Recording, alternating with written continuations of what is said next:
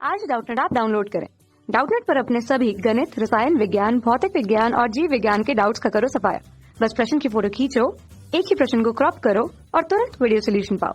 अभी डाउनलोड करें। नमस्कार दोस्तों, आज का हमारा सवाल है रिक्त स्थानों को भरे 4000 का वर्गमूल पूर्णांक में प्राप्त करने के लिए अंत में कम से कम रिक्त स्थान शून्य देना होगा। तो आइए इस सवाल को हल करते हैं। तो कोई भी संख्या हमें दे रखी हो, उसके वर्गमूल में पूर्णांक प्राप्त करने के लिए अंत में कितने शून्य होने चाहिए। तो अंत में जो शून्य होने चाहिए वो हमेशा सम संख्या के रूप में होने चाहिए। किसमें होने चाहिए?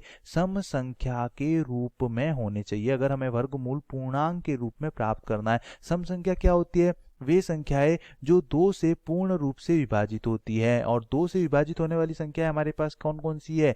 2, 4, 6, 0 भी सम संख्या है। तो 0, 2, 4, 6, 8, 10 ये सभी क्या है? सम संख्या। तो जो 0 होंगे वो हमारे पास सम संख्या के रूप में होने चाहिए। या तो 0 0 हो, या फिर 2 0 हो, या फिर 4 0 हो। जैसे मैं 10 की बात करता हूँ, जैसे एक संख्या 1 लेता हूँ, तो 1 का वर्ग हमारे पास क्या होता है? 1 होता है। तो वर्ग और वर्गमूल विपरीत संख्या होती है। तो 1 का वर्गमूल भी कितना होगा? 1 होगा। जैसे मैं 2 की बात कर दूं, 2 का वर्ग 4 होता है, तो 4 का वर्गमूल कितना होगा? 2 होगा। तो यहां पर अगर मैं 1 की बात करूं, तो 1 के अंत में हमारे पास एक भी 0 नहीं है, 0 शून्य है। तो इसका जो वर्ग है वो हमारे पास पूर्णांक प्राप्त हो रहा है। सॉरी, इसका जो वर्गमूल है वो पूर्णांक प्राप्त हो रहा है। एक क्या है? पूर्णांक संख्या है। अगर मैं इसके आगे एक 0 लगा दूं, तो 10 का जो वर्गमूल होगा वो पूर्णांक प्राप्त नहीं होगा, क्योंकि 3 का वर्ग क्या होता है? 9 होता है। और 3 के बाद 4 का वर्ग क्या होता है? 16 होता है। तो जो 10 का वर्गमूल आएगा वो 3 और 4 के बीच की संख्या आएगा, जो कि हमारे पास पूर्णांक नहीं होगा। क्योंकि यहाँ पर जो 0 है,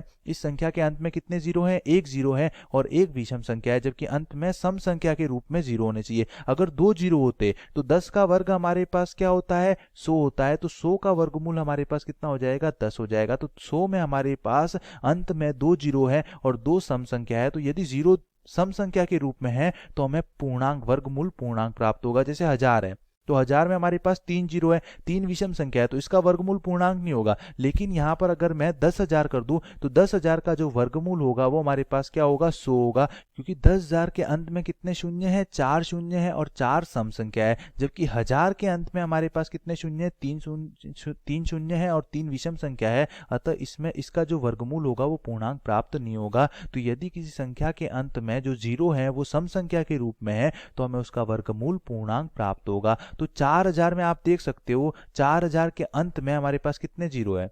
4000 के अंत में 3 0 है, 3 विषम संख्या है। तो 3, अभी हमें क्या बोला है कि कितने एक कम से कम कितना शून्य और देना होगा, मतलब कितने शून्य और लगाने होंगे। तो 3 से बड़ी सम संख्या कौन सी होगी? 3 तो विषम संख्या होगी, लेकिन 3 से आगे वाली संख्या 4 क्या है? सम संख्या है। तो अगर 4000 के अंत में मैं एक शून्य और दे देता हूं, तो ये क्या हो जाएगा? 40,000। और 40,000 जो होता है उसका जो वर्गमूल होता है वो हमारे पास कितना होता है? 200 होता है। जबकि 4000 का वर्गमूल पूर्णांक प्राप्त नहीं होता, लेकिन 40,000 का वर्गमूल 200 क्या है? पूर्णांक संख्या है। तो 40,000 के अंत में हम एक शून्य और देंगे, क्योंकि 4000 के अंत में 4000 के अंत में एक शून्य और देंगे। क्यों देंगे? क्योंकि 4000 के अंत में हमारे पास 3 ही शून्य है, और किसी का भी वर्गमूल पूर्णांक प्राप्त करने के लिए जो शून्यों की संख्या होती है वो सम संख्या के रूप में होनी चाहिए। अतः 3 से बड़ी सम संख्या, 3 तो विषम संख्या है लेकिन उसके आगे वाली सम संख्या 4 है, अतः हम एक शून्य और देंगे तो शून्यों की संख्या 4 हो जाएगी और 4 सम संख्या है। अतः जो वर्गमूल है वो पूर्णांक के रूप में प्राप्त होगा। और कितना प्राप्त होगा? 200 प्राप्त होगा।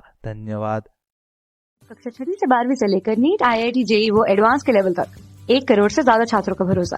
आज ही डाउनलोड करें डाउटनेट ऐप या व्हाट्सएप करें अपने सारे डाउट्स 8400 400 400 पर।